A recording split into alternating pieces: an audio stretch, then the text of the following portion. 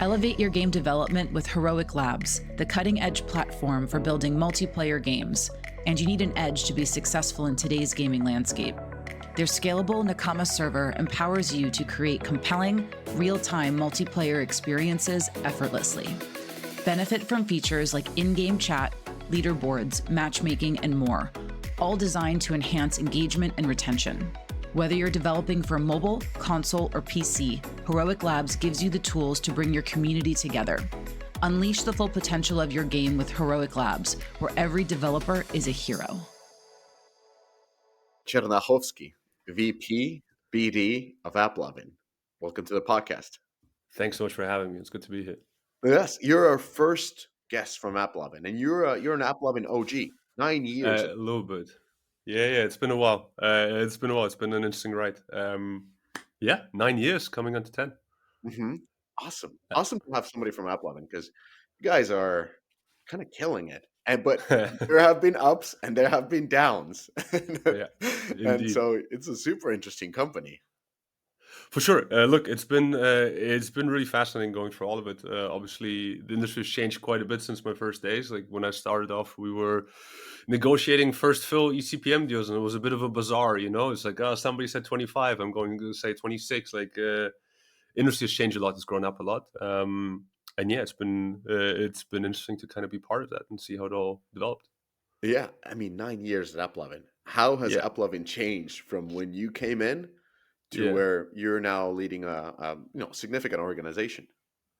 For sure, it's interesting. So, like from an external perspective, you could say, look, when I first started off, I would write 5 email reach out and hope that somebody somehow one day would respond to me. Obviously, like that has changed, right? We have conquered a pre-position in the market, and it obviously changes relationships, also changes impact that you'll have. Um, and we can talk about that for sure. But I think one of the things that made me stick around for so long is actually that regardless of the number of people, the culture kind of stayed the same, right? I think there's always a thing that people that are drawn to startups are kind of afraid of. You like the 0 to 1, but not the 1 to 10. Yeah. Yeah, we're a huge company, but the mindset is still the same. Like everyone still hustles hard. Everyone has ownership. Like these things kind of haven't changed. So it was, for me, it was a good match. It's like the things that I always looked for in a company, or I thought that I'd look for, I kind of found them here. Good, because it's still a founder-led. Adam is in Very much so, charge. yeah. So it's very much Very in a much so. founder in sort of a startup mode, if you will. Like Yeah. despite being how many people work at AppLovin? So I think it depends on how you look at it, right? Because like the company has a history of doing some M&A. So I think if you look into all the studios that we acquired, etc., we're over 1.5K, I believe. But yeah, the core teams that are focused on the ad network side and the mediation side are very, very lean. And I'm kind of asking more questions. So there's All good. this was interesting article or column on the person who started Y Combinator. He was talking about this Graham, I forgot, but nevertheless, he was talking about the founder mode, Yeah. and the CEO of Airbnb was talking about how he went from a founder to like professional manager to back to being like in the founder mode, and how that helped the company. I assume that you were constantly in the founder mode. So tell me a little bit about the culture then of the organization. For sure. So I mean, look, my personal experience has been like I started off. It was my second, third job out of uni. I'd done a few startups before.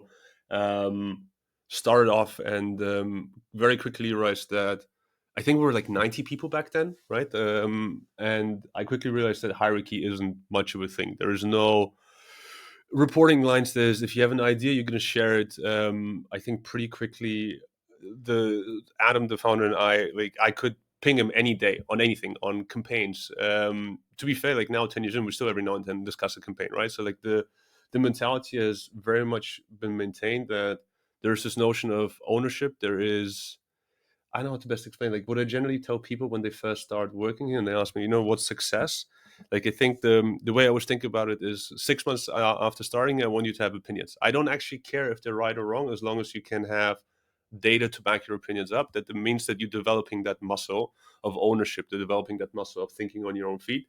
That's kind of the mentality that I think we have develop here. I think that's something that's been pretty crucial to our success. So keeping that alive is a pretty big part of it. And I think being founder-led, but also empowering other people to operate in a similar way has really helped with that.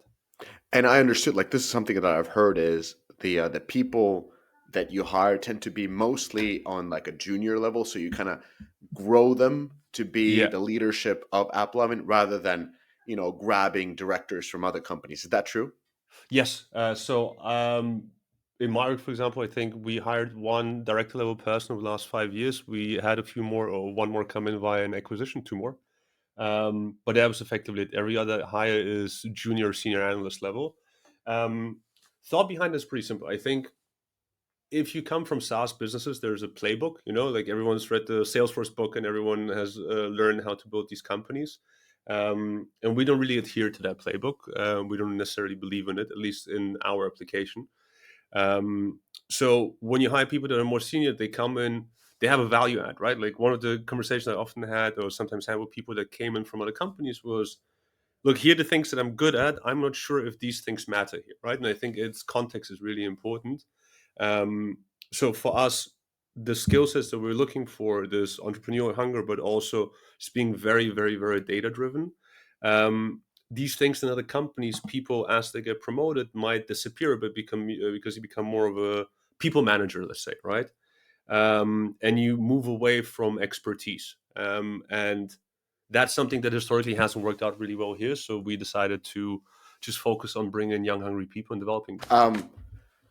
That tells a lot. And so you want people to be very much in the sort of a like doer execution mode rather than a people Yeah. manager, and that is throughout the organization. So even as you go up to a VP, you're still very Yeah. much into details. Like you said, Adam is still looking at some of the campaigns sometimes.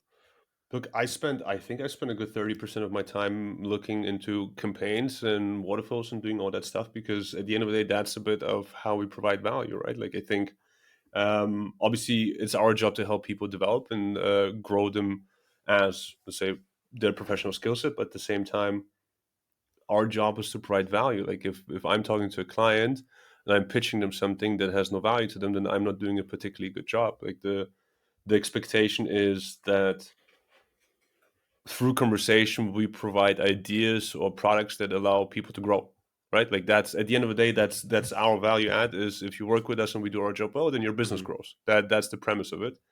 And across all levels you have to be able to do that. So like the thing that I, for example, learned from Adam and learned from others in the company as well, Raf Vivas, many, is like we would go in and then you think you have like a CEO to CEO conversation. You think you'll have like strategic mumbo jumbo. It's none of that. Like we'll open the dashboard and we'll look into campaigns and we'll say, do these three things, and then this is the outcome that you're going to have. It's, I don't know, it's just a philosophy that really has worked out well for us. Awesome. Founder mode through and through. All Yeah. right. So let's talk a little bit about the industry trends. Sure. Actually, that's might be a reason why you guys are crushing it with that focus on the Yeah. execution. Anyways, industry trends. So what are the sort of a most significant shifts that you've seen in Yeah. mobile gaming and overall? Like let's not even talk about mobile gaming. Let's talk about apps Yeah. over the past year. For sure. There are a few things. So prior to us having the conversation, I just looked at, let's say, Max, which is our supply side platform. Yeah. I looked at year-over-year growth. And I think there's been this recurring narrative of mobile is stagnating, there's no growth coming in. The numbers show a very different picture. Like obviously as a public company, I'm not going to reveal them now, but you'll see them Mm-hmm. soon for Q3. There's continuous growth year over year, not just in, let's say, AppLovin share void, but like I'm looking at the entire cake, right? I think what's interesting is that the amount of newcomers, like I looked, for example, at the top 20 accounts a year ago versus today, and there's much more change than there used to be, which again indicates that new creative ideas can still yield success. I think we had a bit of a, let's say, consolidation through M&A at parts, but also just because the big companies knew all the tricks, they had leverage, and they just maintained their power position. Now we see that the industry has become very product driven, more so than maybe ever before, because I guess we'll talk about it later. Like AI and automations have changed a few things when it comes to UA and monetization. But the reality of if you build an awesome product, you're going to have a lot of success. That is now truer than ever, I think. And you see it in a few different ways. Like I think there are overall what's kind of happening. Like I think of it as you had two somewhat, let's say, divided camps. You had the high quality IP products of the world, right? The Players games, the King games, all of that. 4X games out of China, like all of that exists. And then you had the hyper casual world, which was sometimes laughed upon a bit, but had billions and billions of installs. Yeah. And I think these worlds are kind of moving closer together. Like on the one hand, you see a casualization, let's say, of the IP world. On the other hand, you see all these hyper casual businesses or former hyper casual businesses trying to create more complex level design, retention mechanisms to basically build in IP loops.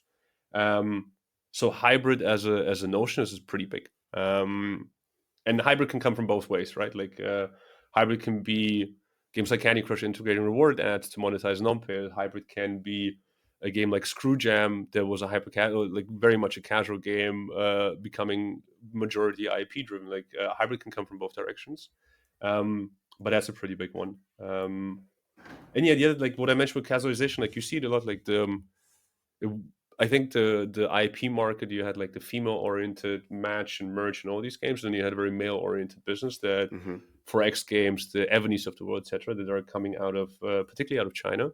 And you see how these games are becoming more and more casual in nature. Like Last War for me is a great example of that. Like I don't know if you've played Last War.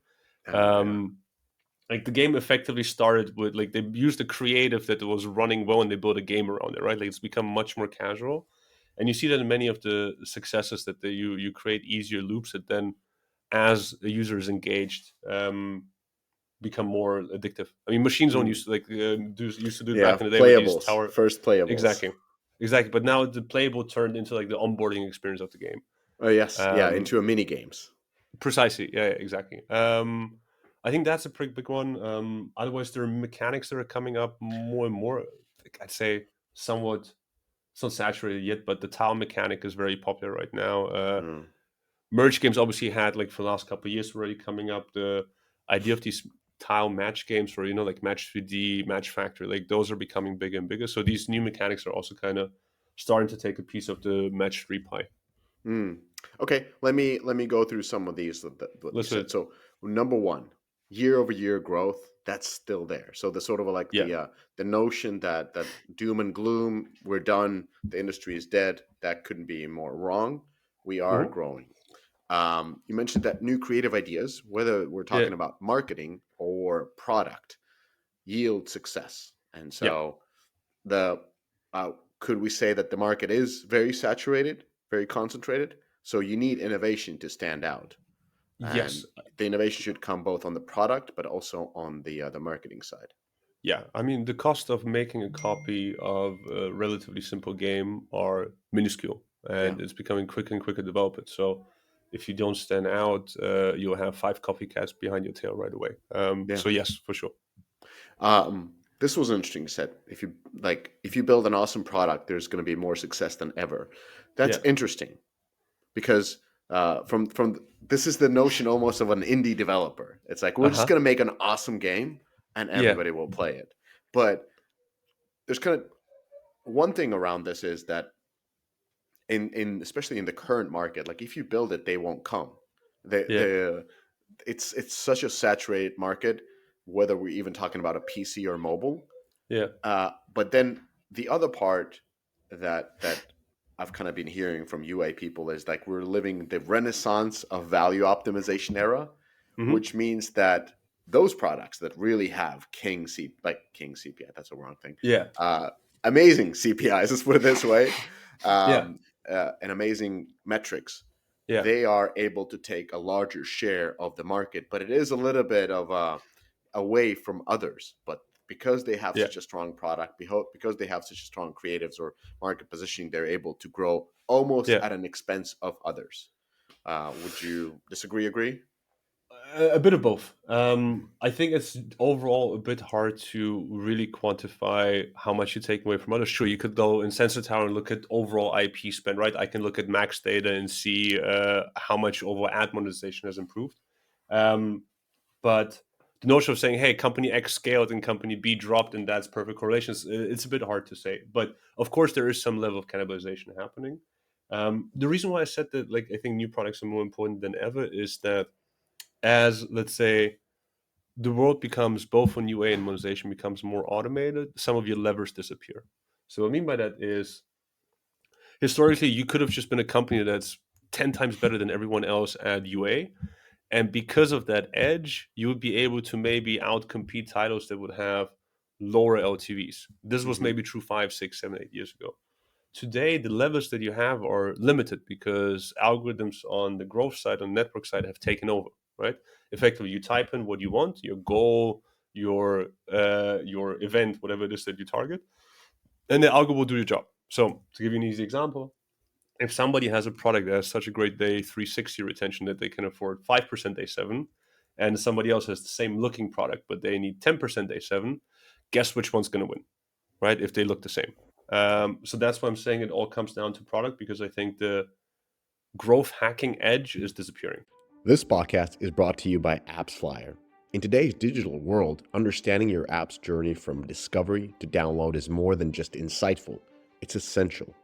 Enter AppsFlyer, the leader in mobile attribution and marketing analytics that allows you to measure the full potential of your marketing efforts, making every ad dollar work smarter.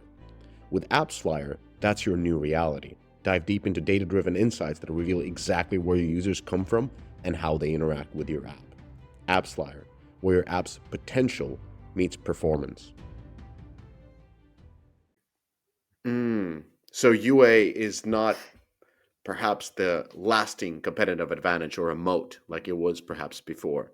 Like there are many companies, due to the automation tools, maybe the use of AI, that can reach the same level of optimization. So you really need to stand apart with the product. Yes, so I mean, like, let's put it this way: UA, the choices in UA have been outsourced, right? Like back in the day, I mean, I did the same thing. Like you sit there and you go, source A should be $5 CPI, source B should be $3 CPI based on historic data. Like, as smart as any of us might be, an algorithm that is processing a gazillion data points a day will obviously be better suited to be successful at that assessment, right? What the CPI on every single user should be. So from that perspective, if you're a gaming company today, the choices that you're effectively making once the product is done is, right, it's one is, what's my creative strategy? That can be an edge, very much so.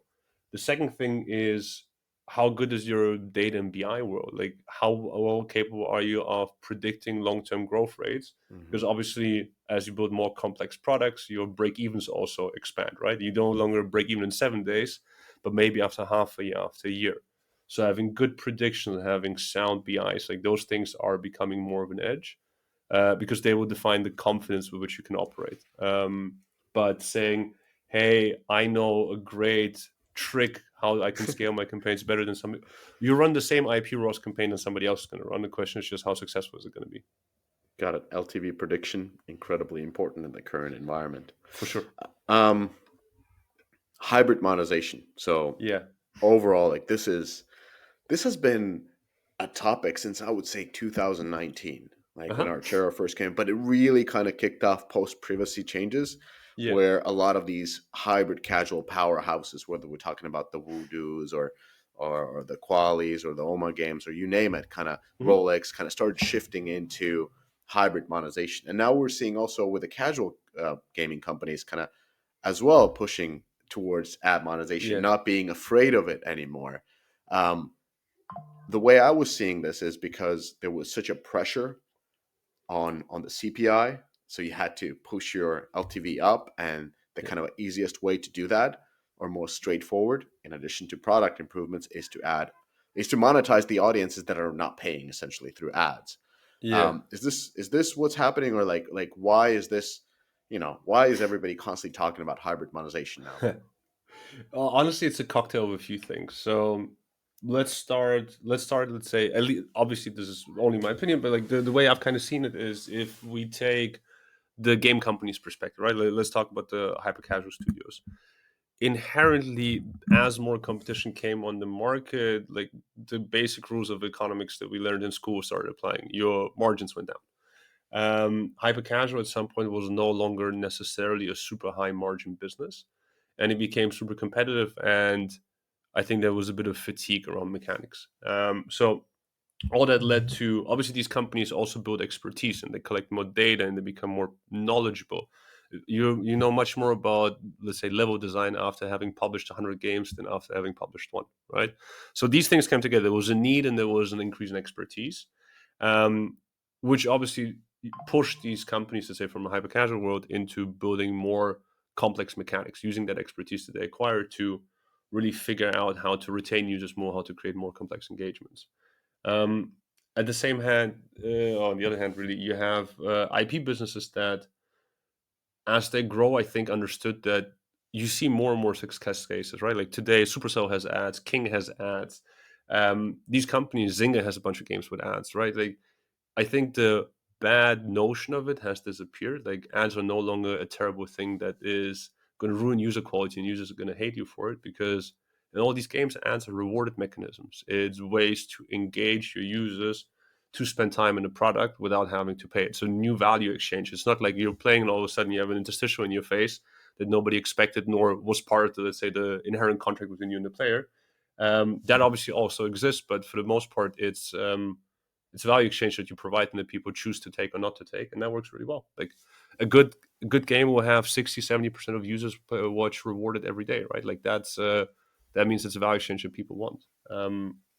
So that's the product side, I think. Oh, sorry, the gaming company side. At the same time, networks also changed. So what I mean by that is, especially for IAA, you historically were always driven by SDK networks, right?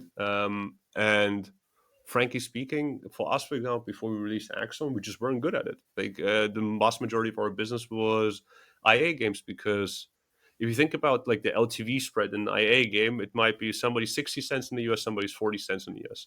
In the IP game, somebody might be worth $500 and somebody might be worth 5 cents. So the spread is so huge that really being able to identify the right user that's going to convert to a purchase, that's going to spend money and time in the game, is much more complex. And algorithms just got better at it.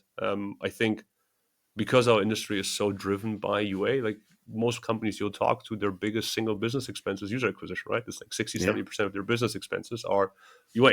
So they're effectively very much impacted by what happens to a network, like what privacy does or what new algorithms do. And we've seen on our end, like since we released Axon, our ability to target payers has gotten much better. Now you have the ability to run a variety of campaigns, right? You can have, in the same game, you have a campaign that targets ad viewers. You can have a campaign that targets whales. You can have a campaign that targets a mix of the two.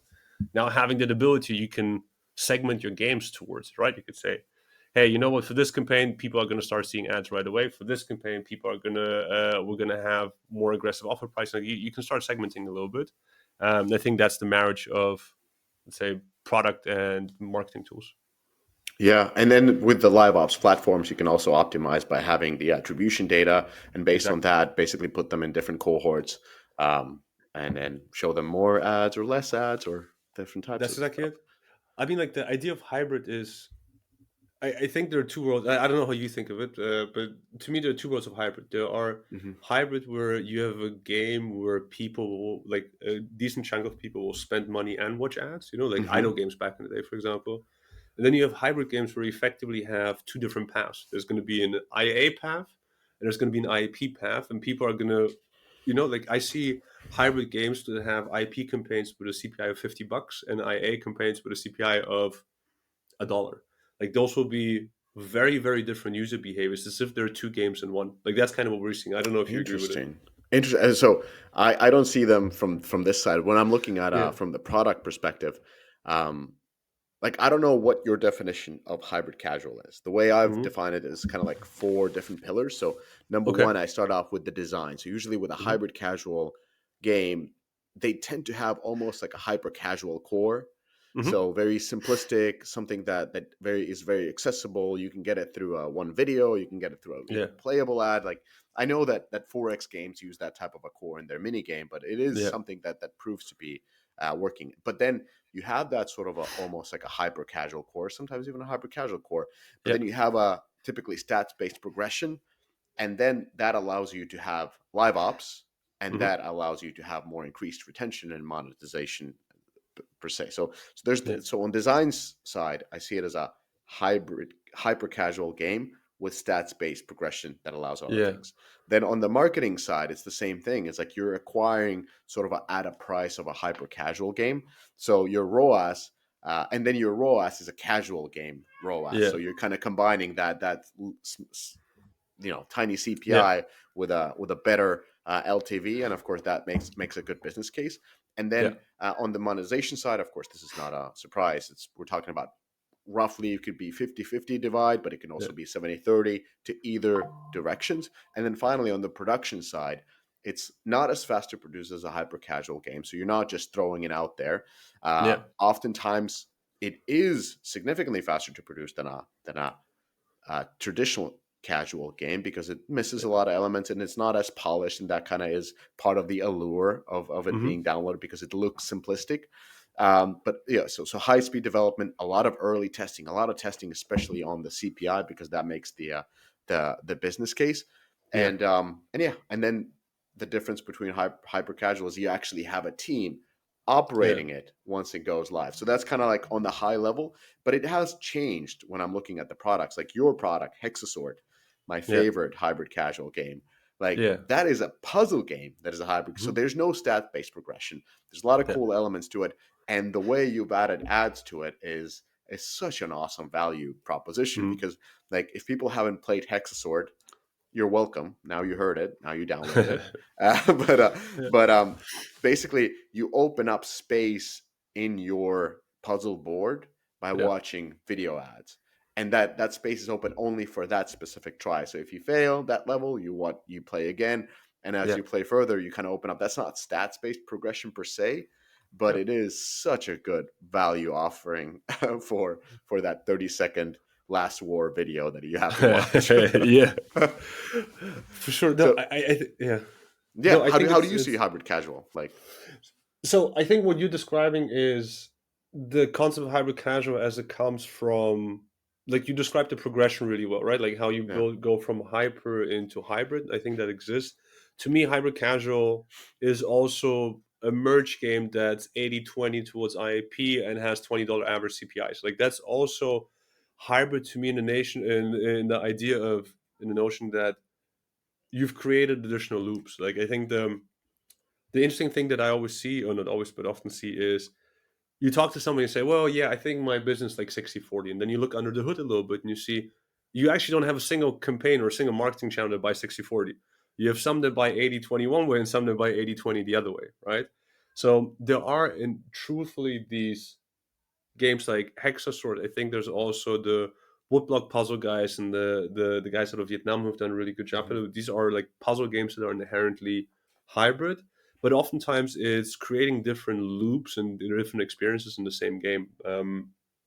Because I don't know if you agree with this, but to me it always seems like if you think of IA games, the notion historically was I want as much engagement as possible. I want as much session length. I want as much retention, because the more time users spend in the app, the more ads I can show them, and that's how I make money.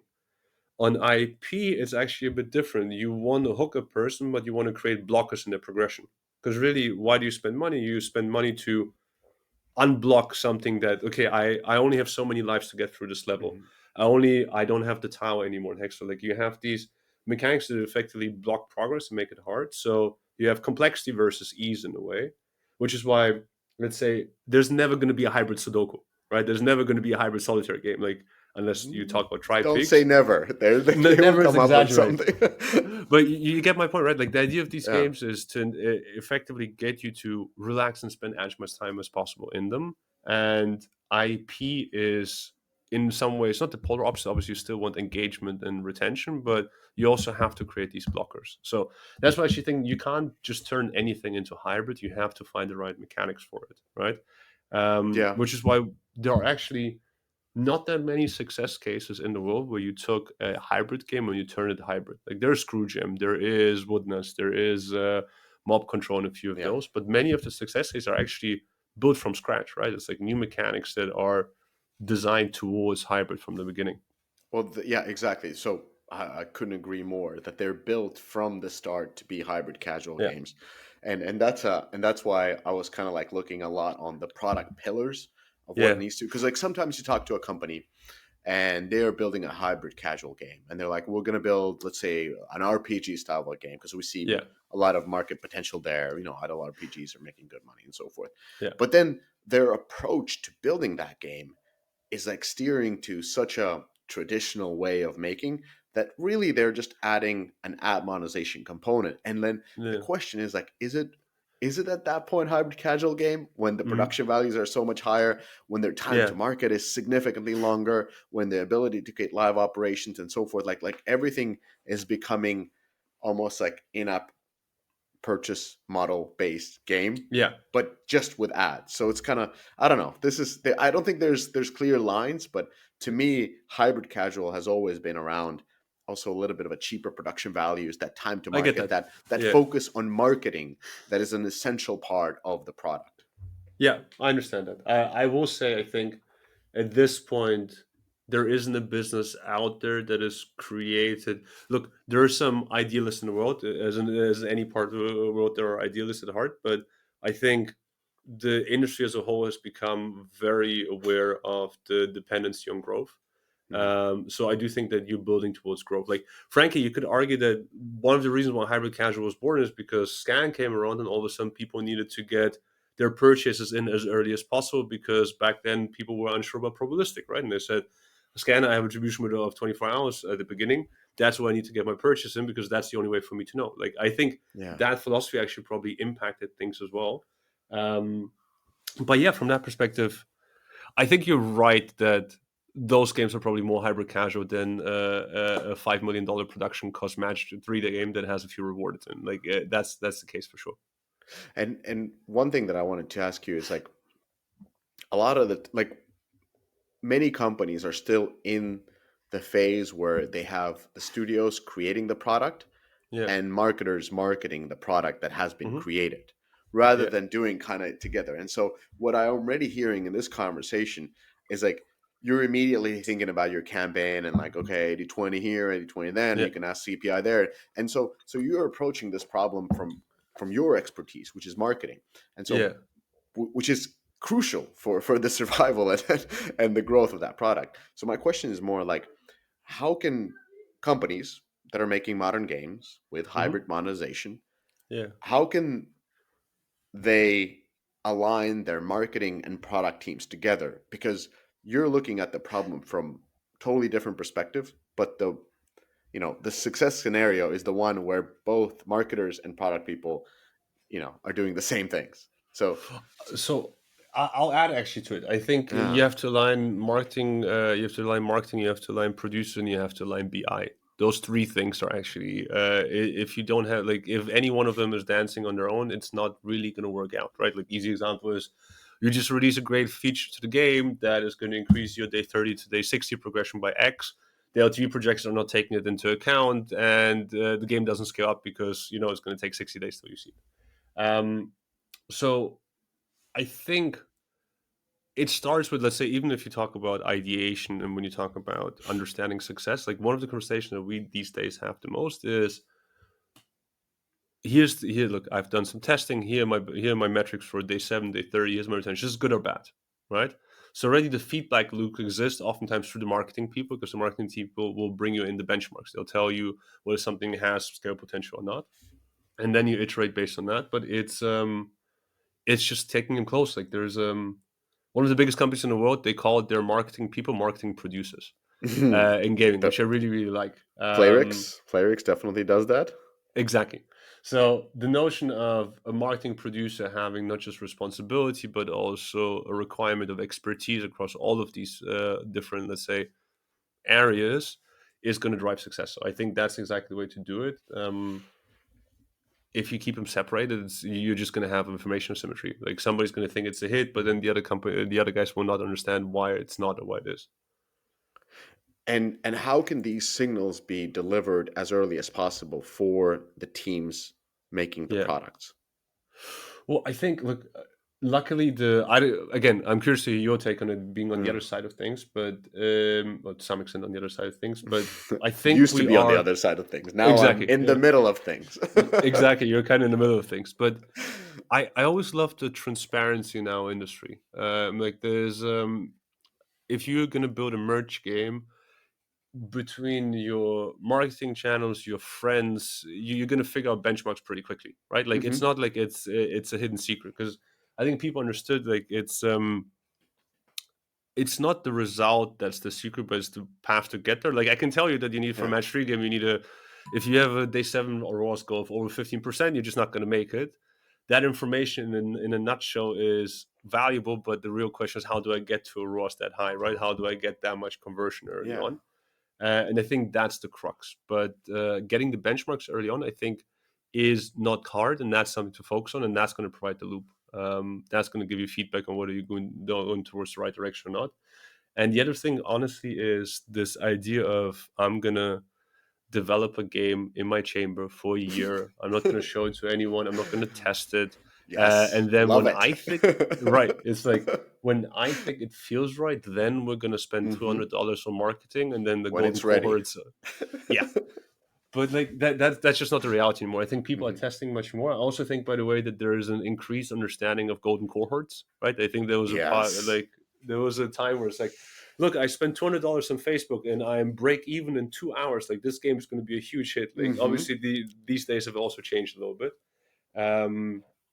But yeah, I think it's just more like there's no secret sauce per se. It's just understanding benchmarks and communicating.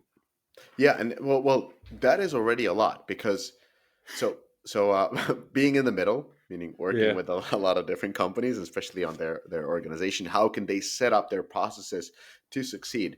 Is one of the things is like as you're going through green light process or new game pitches, like with like the standard is that there's no marketing involved at that point. There's maybe a little bit of a product marketing management, kind of like how do we position on this arbitrary, either it could be XY, it could be XYZ axle, but it's more like, we're more than this, but less than that.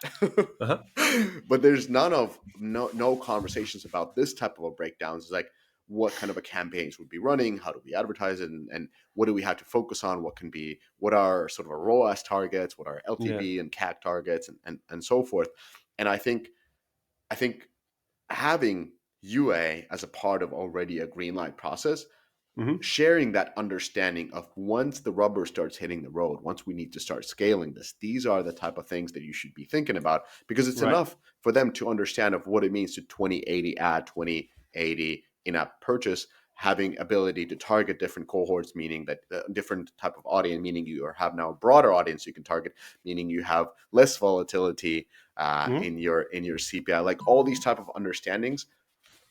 Like, what's the best way to bring that early on so that it becomes a part of the product? And of course, the hybrid casual publishers, the Voodoos, the Qualies of the world understand this better. But then again, when you talk to them, yes, they do understand it, but they understand it on the publishing side. And their approach is just to get a ton of input, like ton of different games that they kind of test out. And then they figure out what works. But these people who make the games don't actually know exactly what they're going for, other than like, is this fun? So anyway, a lot of things thrown out your way. I'm just like, there's no right or wrong answer. I'm just trying to understand like what's the best process to get that hybrid monetization, to get that ROAS in early on.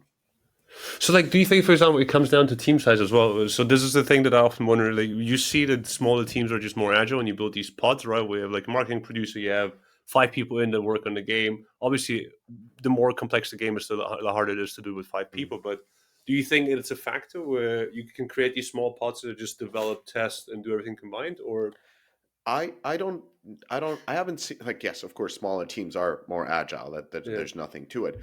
But sometimes you need a little bit of a bigger teams, and sometimes even for a relatively simple game, like Blockbuster. Was it Blockbuster? Or the other one from China, Block Blast. Like, they have a pretty gigantic team, even though the product doesn't maybe reflect it in terms of the visuals. So in terms of the visuals, that's true. So my point is more like, do they share the same type of understanding? Me being on the studio side, most of the times being on the product side, like we had vague understanding of UA at best. And so what would happen is once the product gets to the market, the UA comes in, says, you know what, guys, the LTV is not enough. Here's CAC. here's your LTV curve. You see the LTV curve, you see the trend of the curve. Like now it tapers off, it doesn't continue growing, so we can't invest for longer paybacks. So guys, you're losing your monetizing users, or like you need to retain your payers better, or you need to make sure that they do repeat purchases. Like they give this type of advice, but at that point you're in a crisis mode. You're trying to fix something, rather than if you were early on understanding that there's two paths of monetization. How can we ensure that the LTV continues? Because making repeat purchases versus watching repeat ads is, two different things. Having both them come together, you're more likely to have a much more growing LTV curve than if it's just focused on in-app purchases. I mean, it's funny. We sometimes have this conversation where, because obviously people stick to buzzwords. Everyone does, right? Like you and I are going to be talking about AI. It's normal. But, people are coming up and say, "Hey, I have this hybrid product. Should I run IAP campaigns?" And then we look under the hood and I see, well, your only IAP product that actually, or IAP that's actually working is no ads. That's never going to be a repeat purchaser, right? Like it's just that one thing. So for sure, you have to build together. Like I don't think there's a secret sauce. What I will say is, I am positively surprised by how few poor launches we see. I think what we see much more, and I think this is also a function of there being more new companies on the market. What we see quite a bit is somebody launches, they have something that they believe is a hit. They start slowly scaling up. They break even day 14. We did the same thing with Hexa. I think we started break even day 14. Then you get a few more cores and you go break even day 30, you break even day 45. You just expand, knowing that the product is developing, but you also get more certainty as these cohorts mature. That launch approach, we see a lot. This notion of, I've been in soft launch for 2 years. I'm going to start now on a 2-year break even. And I'm just going to blast 100K a day on this. I barely see. Barely ever. Like, I think the amount of companies that have launched something and scaled to 20, 30, 40K a day in spend and been really far off profitability over the last year, I could maybe count on a hand. So I think we will see more conservative approaches than super aggressive ones. Step into the future of game monetization with Xsolla, the premier partner for game developers seeking to expand their reach and revenue. Xsolla provides a robust suite of tools designed to enhance user acquisition, manage subscriptions, and streamline payment solutions worldwide. Unlock new markets and maximize profitability through their customized, secure payment architecture and dedicated support team. Xsolla, powering game developers to achieve global success.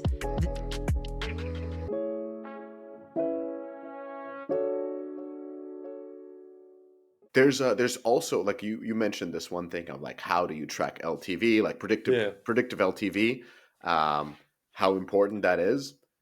I've been surprised, like, having now regularly talking to a lot of different companies, helping out.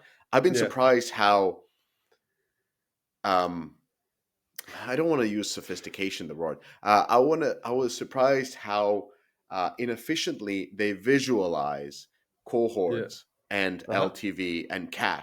And still, like on the studio level, they're like, hey, our day 14 is XY.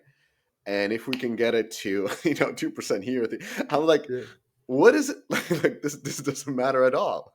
Like you need to look at the curve and how it evolves. You need to have the CAC line over here, and you need to be by monthly cohorts, and only then we can start talking. Like, it doesn't matter what your D14 is, to be honest. It does not matter. Or D30. Like, they all have to come in together. And so that has been quite interesting of this like the, I would say, like, I don't know if it's modern visualization, but like a lot of companies, the best companies in the business are still in this very old way of visualizing, at least on the studio side. They might be visualizing correctly in the data teams, in the UA teams, but the studio teams are fixed on like arbitrary numbers. Like, what does the day 30 retention has to be? And interesting. What does it matter? Like, that's really interesting. That's how they operate. They're like, what features do we have to do to improve this arbitrary number by X percentages? And there's so many variables. And I'm like thinking, I'd go insane. It's like, what kind of users are we acquiring? Like, which channels we're using? Like none of this really matters until we start visualizing cohorts, the LTV and CAC. So it's two things too. First of all, I think it's funny that you talk about CAC because it's a thing that it's a thing that we care about the least on the marketing side. Because what I mean by that is this is a I wouldn't call it antiquated, but this is still a debate that we sometimes have with people where they say, look, I don't want to scale this game because the CPI is too high. Yeah. Oh, sorry. We need to say CAC, customer acquisition cost, CPI, Exactly.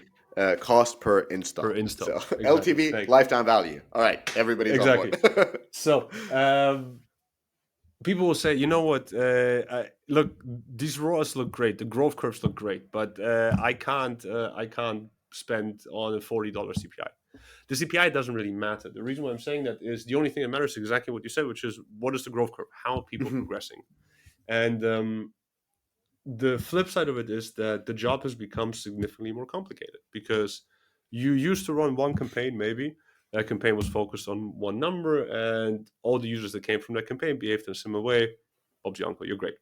Now you're going to run a CPE campaign on engagement or level progression. You're going to run an IP ROAS campaign that's focused on day 7. You're going to run an IP ROAS campaign that's focused on day 28 performance. You're going to run an ad revenue campaign. You're going to run a blended campaign.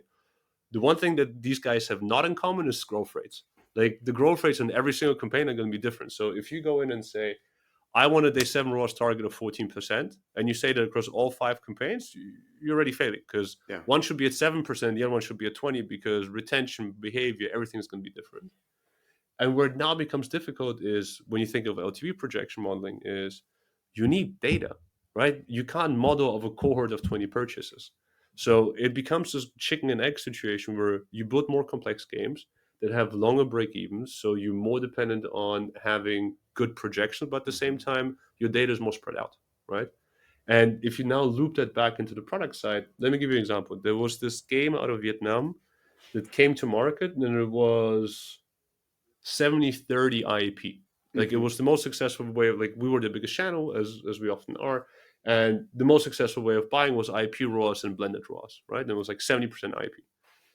And then 4 months later, 80% of the buying is focused on ads.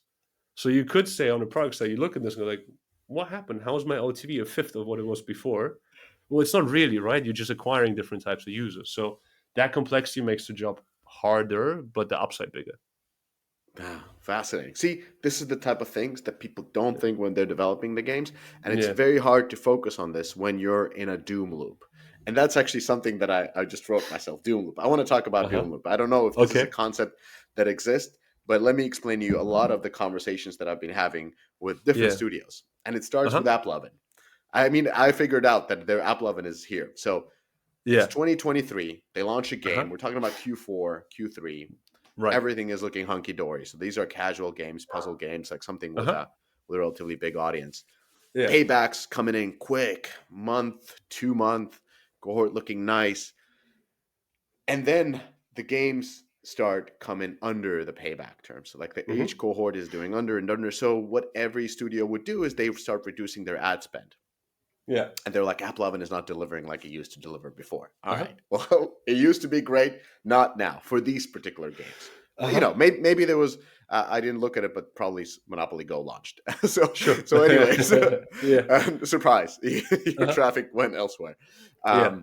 Nevertheless, so they're seeing worse cohorts at that period of time, probably higher CPM, cost per 1,000 impression. So what they're trying to do is that they're lowering their bid and lowering the amount of users they're acquiring. And some of these companies even switched away from AppLovin. Like it took us a while.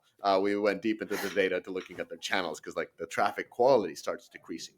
And so they're changing their channels. They're putting a lower bid. And they're saying, hey, we're not going to spend this much on marketing because we're ROI negative, return on investment negative. And we want to improve the product, which makes sense, to improve the KPIs, which makes sense, key performance indicators. In order to start again, we get sometimes shit for using acronyms. In order for us to scale back marketing, like once we've improved the product, we can spend more.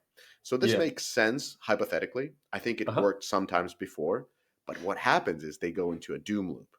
So they reduce their ad spend, sometimes even change to channels. I'm not going to name any channels here that are maybe not as performing as AppLovin used to be for them. they tank their metrics at the same time while they're trying to improve the product, and so they're improving the product against decreasing quality of user base. So their ROI goes further and further away as they put in more months into development, and they never can catch up with the product improvements, the ROI, and that's what I call a doom loop. It's like it feels like in the current market, if you don't have a product that stands out that you can start scaling, you can't take your pedal off the metal, because once you do, you end up in this, if you're in a competitive genre, you end up in this loop where it doesn't matter what you do with your product. It can be significantly better, so let's say tangibly better, not significantly, tangibly better product. But by reducing your ad spend, by changing up the channels, by not using the premier channels, but maybe the secondary sources, you end up in a scenario where your game will be dead because the ROI will just slip away. Right. Look, I would never advise somebody to burn cash on UA just to maintain metrics, right? Like everyone that we talk to have a business to run, and their primary objective is to entertain people and make money while doing so. So burning money for stability is never a good idea. We quite actively communicate a lot with our clients. Actually, you'll be surprised often we actually tell people to increase their goals. It's not an insignificant part of, I think, what I feel is our responsibility to do as well. But yes, I think what your doom loop to me is the flip side of the golden cohort. Yeah. Right. Like I think it's not necessarily always apparent. And I'll be honest, like I made the same mistake. Like I remember sitting with a client who showed me their spend day. They spend maybe, let's say, $500,000, right? And the numbers looked incredible. And I was like, you guys going to be spending $500K a day on this. I guarantee, like, not guarantee you, but like, I'll bet you're going to be spending at these numbers. You're going to spend $500K a day on this. And then a month later, these cohorts just didn't start working as well because the audience that would actually behave in that way was smaller than anticipated, right? So that can happen. I don't think, and I'm not saying this out of a self-protective mode of AppLovin, but the reality is, if you don't perform well on the best channels, then any performance that you get on the worst one is temporary in nature, right? Like it's impossible that you don't work on Facebook, Google, and us, but you're going to work really well on affiliate network 27, right? Yeah. Like that's just in the long run, that's unlikely. So stability is important for sure, but at the same time, some products, as I say, they don't make it out. But again, from the experience that we see, the number is smaller than one would think. Like I see much more cases of companies having built products that have scale potential and that are being more conservative about their spending than companies that have to significantly roll back because performance isn't there. Like the amount of companies that I've talked to that have explained to me that they had unprofitable buys in the long run over the last couple of years, actually pretty minimal, surprisingly so. Okay, a couple of well, they don't come talk. They talk to me. Yeah, I guess so. Yeah, very true. So I have a biased view because it's like, hey, we have an issue with a product, and it's like, and that's when they come to you. Yeah, exactly. Yeah, they come to me when they say, hey, we have a great product. Yeah. Exactly. How can we spend more? Okay, so let me ask you then this: like, how do you do the sizing for a golden cohort? Like, how do you know? So look, I literally had, so there's a company who's a dear friend of mine who have, I made the same mistake again. I actually have a bet going on with them on how much they're going to be spending in 2 months' time. But I've been a bit more conservative this time. But so I had a conversation with their head of BI and a few people in the last couple of days, because the question was, hey, this looks incredible. This thing could, like we can assess how much a campaign could spend based on its spanning behavior. Like this thing could spend $300K a day every single day now, and it's breaking even quickly, right? So you go, this is incredible, but how do you handle this now? And the truth that I kind of figured out for myself, at least through experience, is simply you don't try to predict everything. You just you stepping at it conservatively. You increase budgets by 10-15K every day, or every week.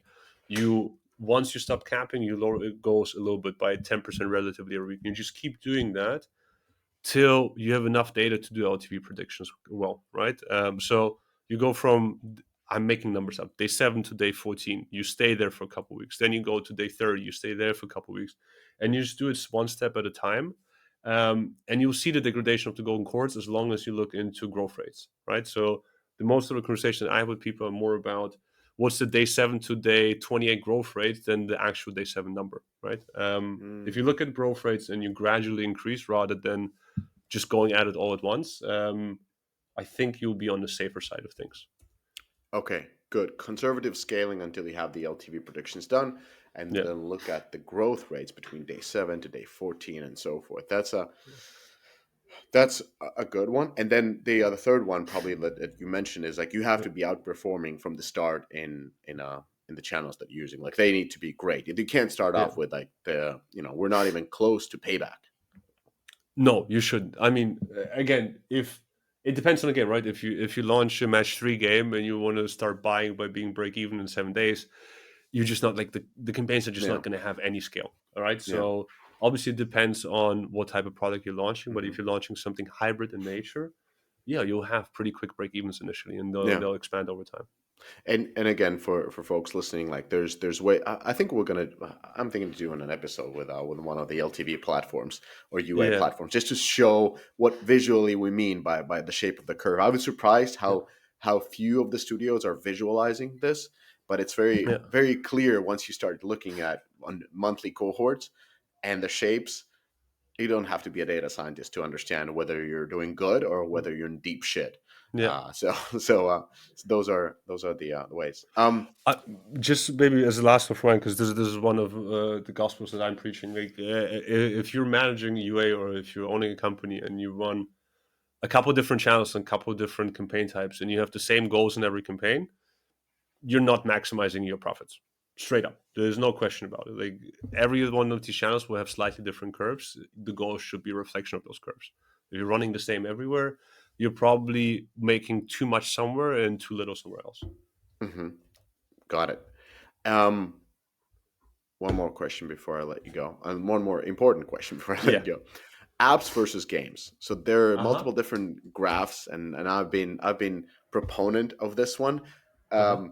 Half reluctantly, I've been invited to speak at all these like big tech conferences on behalf of apps.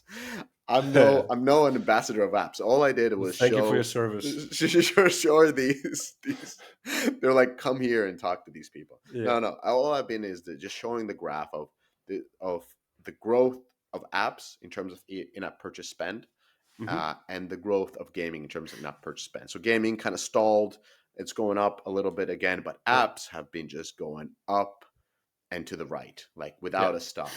So is this, I only have one data source, but is this the reality? Are we seeing the growth of apps? Is it coming at an expense of games, or is it coming as an adjacent to games? Like what's the situation between apps versus games?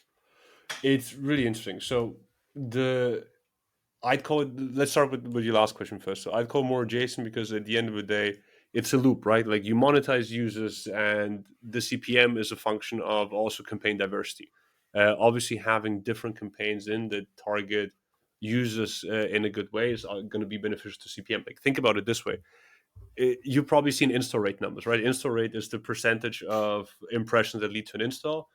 We're not talking in the high 10s or 15s or 20s. Like usually they're like a couple percent. So in other words, the 90x% of impressions that you show do not yield an install. So they're mistargeted in a way, right? Yeah. So the more variety in demand you get in, the more you increase the likelihood that you're gonna find the right ad to show to a user. So I do think it's in the bigger scheme of things, it's very beneficial. Rather than competitive in nature. Now, why they're growing so much, I think there isn't a simple answer to it. Obviously, there isn't.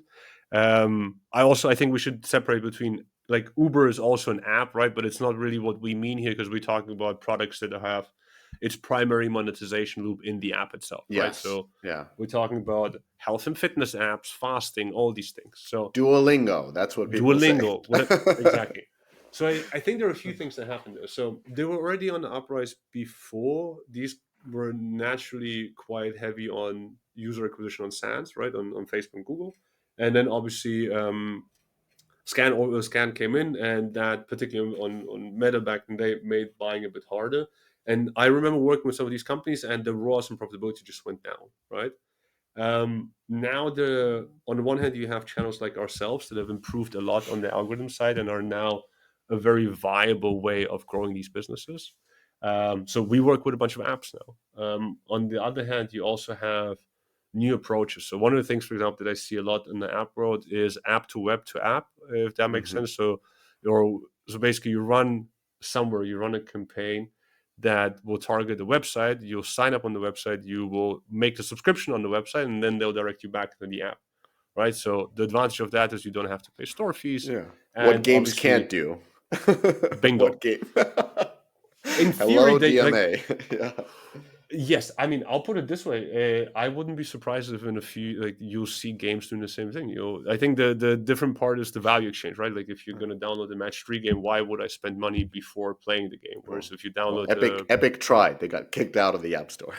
yeah, exactly. So I think it helps in the apps world that the value exchange is there from the beginning. I'm downloading this thing because I want to get in shape. I want to learn the language. I want to do whatever kind of self-improvement, or I want to find out why my plants are dying, right? Like, there's like very specific purpose that can be extracted early on. So I think that helps.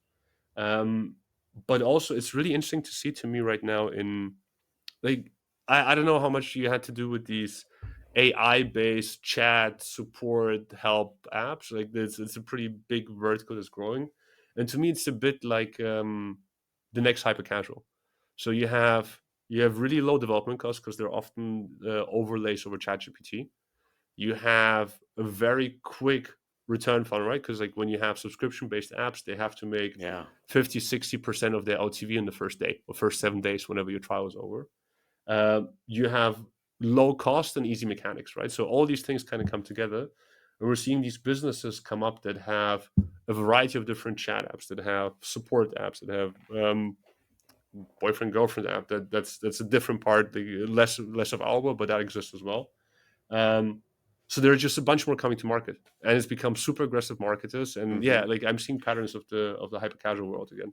And their LTV is growing. Like I remember this last week, I tried to get rid of Blinkist because it just automatically rolled me, and I've been for a couple of years, so it rolled me Yeah. again. And I emailed them like, guys, this is not cool that you roll me without any information, any warning. And they were like, hey, sorry. Do you want to still keep it for half price? And I was like, fuck. I was like, and so that was $40. Boom. Yeah. Of course. So yeah, they're like, yeah, no, sure, we can take it off, or just keep it for 50% off. There was this. Do you remember there was this trend, like, I think 5-6 years ago, where there were all these coloring apps with subscriptions? Yes, yeah. That's similar. Exactly. I remember talking to one of them. They told me Apple at one point released an update where if you delete an app, it would show up a pop-up that would say, "You still have a running subscription for the app. Would you like to cancel it?"